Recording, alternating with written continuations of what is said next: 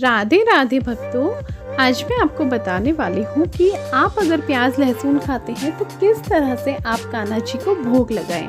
क्या आपको भोग लगाना चाहिए, नहीं चाहिए, पूजा करनी चाहिए, नहीं करनी चाहिए। और यहाँ पर हम एक कहानी सुनेंगे जिसको सुनने के बाद में आपके मन के भाव बदल जाएंगे। आपके मन में अगर कहीं भी थोड़ी सी भी ऐसा रहता है कि हमको ये करना चाहिए, नहीं करना चाहिए, तो आज से आपकी सोच बिल्कुल बदल जाएगी। सबसे पहले हम बात कर लेते हैं कि अगर हम लहसुन प्याज खाते हैं तो हम कान्हा जी को भोग कैसे लगाएं। क्योंकि बहुत लोग होते हैं जिनके घर में लहसुन प्याज होता है। मान लीजिए मैं पूजा करती हूँ और मेरे घर के और लोग नहीं करते हैं या वो लोग खाना पसंद करते हैं, तो बहुत टाइम ऐसा होता है कि सबके लिए जो खाना बनता है वही हमको खाना पड़ता है। तो ऐसे में प्रॉब्लम होती है। तब ऐसे में हमको क्या करना चाहिए। देखिए, अगर आपके घर में लहसुन प्याज का ही खाना बनता है तो आप अपने कान्हा जी के लिए थोड़े से छोटे छोटे लड्डू बना सकते हैं।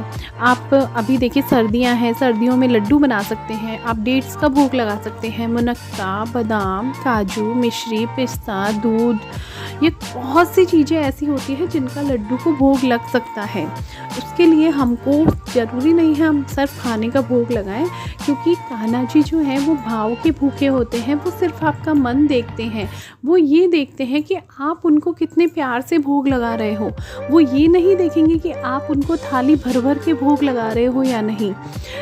आपके पास जो भी अवेलेबल हो, जो भी आपको लगता है कि ये मेरे कान्हा को मैं भोग लगा सकती हूँ। मिश्री हो गई, आप किशमिश का भोग लगा दीजिए।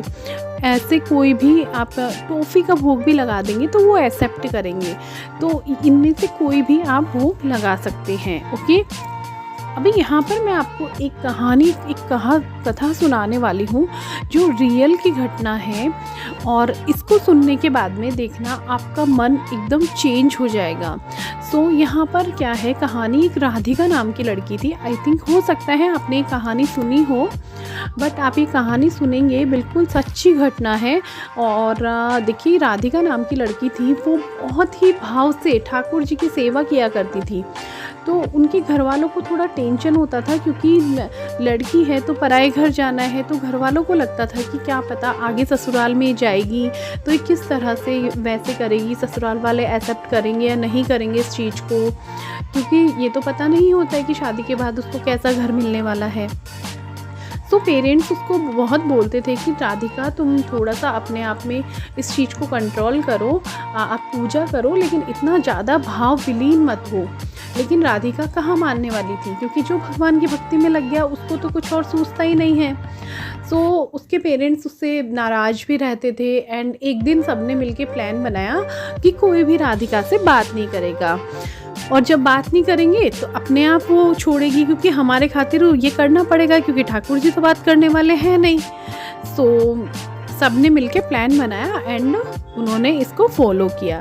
राधिका से बात करनी बंद कर दी। राधिका को थोड़े दिन तो बहुत अजीब लगा, लेकिन वो कहाँ मानने वाली, वो अपनी भक्ति में लीन थी। तो वो अपने जाती किचन में कान्हा जी के लिए भोग बनाती अच्छा, और उसके बाद में वो आ जाती और भोग लगाती। वो लहसुन प्याज भी नहीं खाती थी, क्योंकि कान्हा जी को जो भोग नहीं लग सकता वो खुद भी वो नहीं खाती थी। घर वालों ने उसके बाद में क्या किया कि इसको तो फ़र्क ही नहीं पड़ रहा है, तो उन्होंने राधिका को किचन में आना ही बंद करवा दिया। उन्होंने बोल दिया कि तुम किचन में एंट्री नहीं होगी तुम्हारी, और तुम किचन में नहीं आओगी। तो फिर सबको लगा कि किचन में नहीं आएगी तो भोग कैसे लगाएगी। तो राधिका ने सोचा, बहुत टेंशन में आ गई कि अब मैं क्या करूं। फिर राधिका को ध्यान आया, राधिका के घर में गाय थी। तो वो सुबह अर्ली मॉर्निंग उठती, थोड़ा सा दूध निकालती कटोरी में कि किसी को पता भी नहीं चले और ठाकुर जी का काम हो जाए, और कच्चे दूध का ही भोग लगा देती ठाकुर जी के, क्योंकि किचन में जाना तो उसका मना था। घर वालों को पता भी नहीं चलता। अब राधिका भोग तो लगा देती, लेकिन उसको ये टेंशन हो गई कि क्या पता ठाकुर जी का पेट भरता है नहीं, वो कहीं भूखे तो नहीं रहते हैं। इस चिंता में वो बहुत परेशान हो गई, और इस तरह से परेशान होकर उसने ये बोला कि जो मेरे ठाकुर जी खाते हैं या पीते हैं वही भोग मैं खुद को लगाऊंगी, क्योंकि ठाकुर जी का पेट भरता है नहीं ये मुझे कैसे पता चलेगा। तो उसने वही लेना शुरू कर दिया, दूध ही लेना शुरू कर दिया। अब भाई देखो, अगर जैसे भगवान परेशान है तो भक्त अपने आप परेशान हो जाते हैं, वैसे ही अगर भक्त परेशान है तो भगवान भी परेशान हो जाते हैं। अब ठाकुर जी देख रहे हैं कि ये क्या हो रहा है, ये तो भूखी सो रही है मेरे खातिर। तो उन्होंने एक दिन जो उनके परिवार वाले थे उन्हीं को स्वप्न में दर्शन दिए। एक छड़ी उनके हाथ में थी और उन्होंने बोला कि देखो, अगर आप लोग राधिका को इस तरह परेशान करोगे, उसको भोग नहीं बनाने दोगे। देखिए, ठाकुर जी को वो दूध का भोग भी अगर वो समर्पित कर रही थी तो वो बहुत खुश थे, लेकिन वो राधिका को भूखा नहीं देख सकते थे। तो इसलिए उन्होंने घर वालों को बोला कि मेरी अकाल दृष्टि आप पर पड़ेगी और आप लोग सुख चैन से नहीं रह पाओगे अगर आप राधिका को इस तरह का कोई भी परेशान करोगे तो। फिर क्या था? फिर तो आपको पता है क्या होने वाला था। फिर तो सब घर वाले बहुत डर गए कि ये क्या हो गया। सब बहुत ज़्यादा उन लोगों को भी लगा कि वाकई में वो क्या करने जा रहे थे, वो लोग क्या कर रहे थे।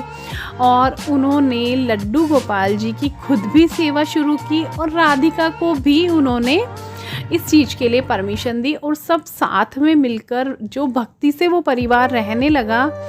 और राधिका को भी इधर सपना आया। उन्होंने राधिका को भी बताया कि राधिका, तुम बहुत भाव से मेरी सेवा करती हो, लेकिन तुम्हारी ये गलती है। तुमको कैसे लग गया कि मैं भूखा रहूँगा?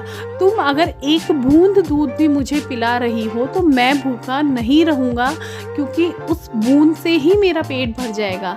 मैं सिर्फ, वैसे भी तुम अगर भर भर के भी मुझे भोग लगाते हो तो मैं उसमें सिर्फ रसपान ही ग्रहण करता हूँ। मैं पूरा भोजन मैं नहीं खाता हूँ, वो सब आप लोगों को ही प्रसाद के रूप में मिलता है, लेकिन मैं सिर्फ एक रसपान लेता हूँ और बस उसी में मेरा मन तृप्त हो जाता है।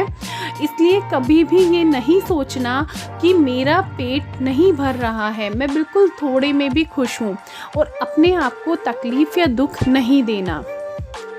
इसलिए मैं आपको इस कहानी से ये बताना चाह रही हूँ कि देखिए, अगर आप लहसुन प्याज खाते भी हैं तब भी आपके पास जो है आप भाव से लगाइए, आप मन से पूजा कीजिए उनकी। अगर आप पूरे मन से भोग लगाएंगे तो ठाकुर जी को वही चाहिए। वो आपके प्यार के भूखे हैं, वो आपके भाव के भूखे हैं, वो आपके समर्पण के भूखे हैं। उनको ये खाना पीना, देखो जिनके हाथ में दुनिया है उनको हम क्या खिलाएंगे और उनको हम क्या देंगे।